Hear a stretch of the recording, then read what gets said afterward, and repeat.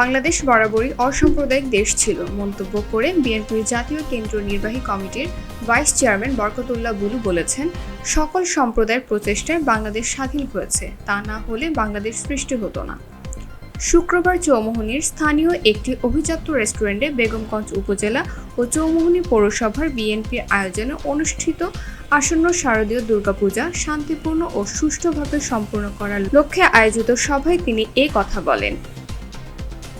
বিএনপির ভারপ্রাপ্ত চেয়ারম্যান তারেক রহমানের নির্দেশে বেগমগঞ্জ উপজেলার বিএনপির সভাপতি কামাখ্যা চন্দ্র দাসের সভাপতিত্বে সমাজের সকল শ্রেণীর পেশার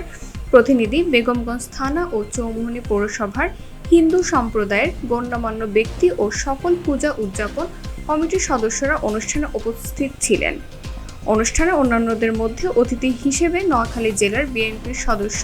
শামীমা বরকত লাকি, জেলা হিন্দু বৌদ্ধ খ্রিস্টান ঐক্য পরিষদের সভাপতি বাবু বিনয় কিশোর রায়, নোয়াখালী জেলার পূজা উদযাপন পরিষদের সভাপতি বাবু কিশোর কুমার নীল, রাধা মাধব জিওর মন্দিরের সভাপতি সাবেক ট্রাস্টি বীর মুক্তিযোদ্ধা বাবু তপন মজুমদার, ইসকন মন্দিরের অধ্যক্ষ বাবু রসপ্রিয়া দাস, চৌমুহনী পৌরসভা বিএনপির সভাপতি জহির উদ্দিন হারুন, বেগমগঞ্জ উপজেলার বিএনপির সাধারণ সম্পাদক মোহাম্মদ মাহফুজুল হক আবেদ সহ অনেকে উপস্থিত ছিলেন।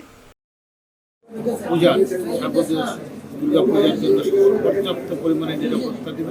এবং আমাদের সাহায্য চাইছেন। আমরা আমাদের পার্টির ভারপ্রাপ্ত চেয়ারপারসন তাকে প্রমাণ করেছেন যে কোনো অবস্থাতে যেন